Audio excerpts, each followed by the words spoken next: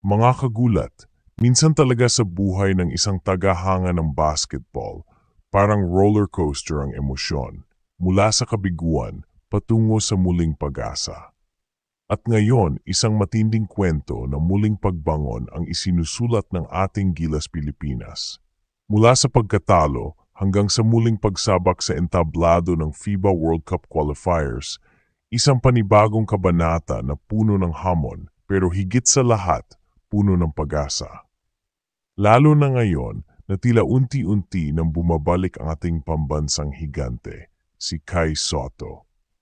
Kasabay nito ang mas strategic na format ng torneo at ang mas mapanlikhang leadership ni Coach Tim Cone. Kaya't kung iniisip mong wala na tayong pag-asa, kagulat, maghanda ka dahil babangon ang Gilas at may dahilan para maniwala tayo na abot kamay na muli ang World Cup. Simulan natin sa tanong na gumugulo sa marami, paano na ang Gilas sa Group of Death? Aba, kagulat, hindi ito biro. Kasama natin sa Group A ang mga dambuhalang team sa Asia Pacific, ang Australia Boomers at New Zealand Tall Blacks. Dalawang koponan na may mga NBA caliber talents, solidong sistema at track record sa international competitions.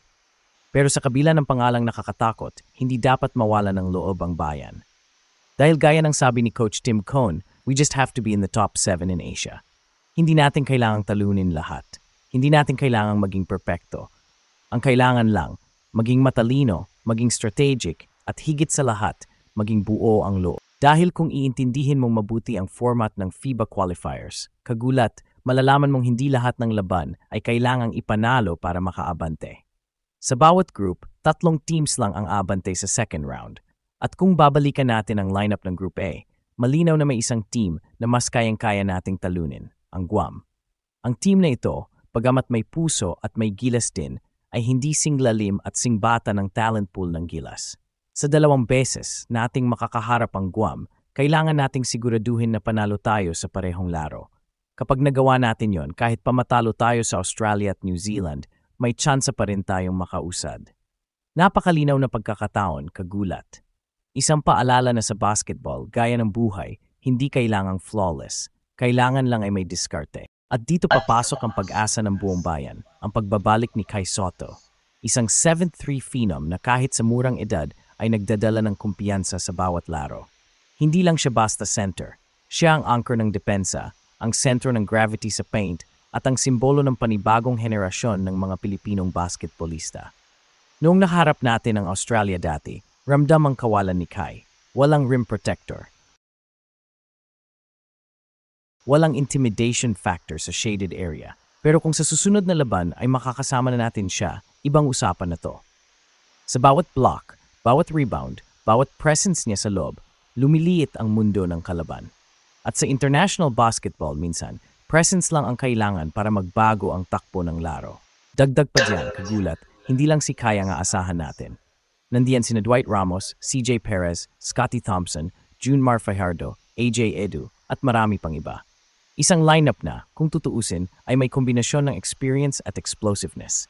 Pero higit sa lahat, ang asset ng Gilas ay ang kanilang cohesion.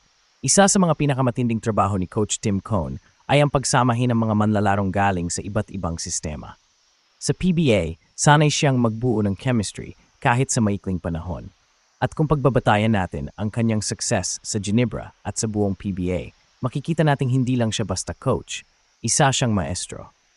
Isang strategist na alam kung paano i-maximize ang bawat piraso ng puzzle. Ang kagandahan sa ganitong setup, kagulat, ay once makalusot tayo sa unang round, lumuluwag ang daan. Sa second round, ang mga kalaban ay mga teams mula sa kabilang group, mga gaya ng Bahrain, Kazakhstan o Chinese Taipei. Hindi minamaliit, pero kung ikukumpara sa Australia at New Zealand, mas kayang sabayan ng Gilas ang mga ito. Kaya't ang bawat panalo natin ngayon ay may bit-bit na importansya. Dahil pagdating sa second round, dala pa rin natin ang resulta ng first round. Kaya't ang 2 panalo kontra Guam at kung sakali makaisa tayo sa Australia o New Zealand, abay malaking bagay yan sa standings. Mas tataas ang tsansa nating makuha ang top 7 spot sa buong Asia, ang magic number na magdadala sa atin sa FIBA World Cup sa Qatar. Ngayon, kagulat, isipin mo kung anong kahulugan ng World Cup qualification. Hindi lang ito sansa na lumaban sa international stage. Isa itong pagkakataon na muling ipakita sa buong mundo ang galing ng Pilipino sa basketball. Sa bawat dunk, bawat pasa, bawat depensa, kinakatawan natin ang buong bansa. At kung mapapasama tayo sa Qatar, malaking tulong ito para sa exposure ng ating mga manlalaro. Hindi lang si Kai. Baka si Dwight Ramos ay ma-scout ulit ng mga international teams. Baka may mga bata sa kanto na lalong ma-inspire mag-training araw-araw. Hindi ito simpleng qualification. Isa itong paglalakbay ng buong sambayanang Pilipino. Pero ang tanong, sapat ba ang husay ng Gilas kung walang suporta? Ang sagot ay hindi. Dahil sa bawat tagumpay ng national team, nandiyan ang lakas na galing sa sambayanan. Tayong mga nanonood, sumisigaw, nagdadasal. Tayong mga kagulat na walang sawang naniniwala, kahit ilang beses nang nadapa ang kuponan. Tayong mga umaasang balang araw ang ating lahi ay makakatuntong sa tuktok ng basketball. Yan ang tunay na home court advantage, ang suporta ng sariling bayan. Kaya't ngayon, higit kailanman, kailangan tayong magkaisa. Hindi lang online, hindi lang sa social media, kundi sa bawat laro, puno ang venue, todo suporta sa livestream at walang humpay na dasal para sa tagumpay. At para sa mga nagsasabi na imposibleng makalusot tayo, tandaan natin, ilang beses nang pinatunayan ng Gilas na kaya nilang manggulat. Na kahit maliit, kahit kulang sa preparasyon, basta't may puso, kayang lumaban. At ngayong mas buo, mas planado at mas may direksyon ang kampanya, bakit hindi tayo maniwala? Lalo pat nasa likod natin si Coach Tim Cone, may X-Factor tayong si Kai Soto, at may mga batang players na gutom sa tagumpay. Lahat ng elemento ng isang magandang comeback story ay nandito na. Ang kulang na lang, paniniwala. Kagulat, habang papalapit ang bawat laban ng Gilas sa FIBA qualifiers, mas lumilinaw ang larawan ng isang posibilidad na dati tila suntok sa buwan. Hindi man perpekto ang daan, hindi rin ito imposible. Sa ilalim ng liderato ni Coach Tim Cone, sa pagbabalik ni Kai Soto, at sa determinadong puso ng bawat Gilas player, muling nagliliwanag ang pag-asa. Ang bawat galaw nila sa court ay parang tibok ng puso ng bayan, kumpas ng tiwala, dasal, at walang sawang suporta ng mga Pilipinong nanonood, tumataya, at sumisigaw ng puso sa bawat laban. Kung may discard, may pag-asa, at kung maniniwala, may panalo. Hindi madali ang tatahakin ng Gilas, pero hindi rin ito imposible. Sa basketball, hindi laging panalo ang pinakamalakas, kundi ang pinakamatatag. At kung may isang bagay na hindi matutumbasan ng kahit gaanong kagaling na team, yun ay ang lakas ng loob ng isang kuponang may paninindigan at layuning buhatin ang buong bansa sa kanilang balikat. Ang mga fans, tulad nating mga kagulat, ay hindi lang tagapanood. Tayo ang ika-12 manlalaro sa bawat laban.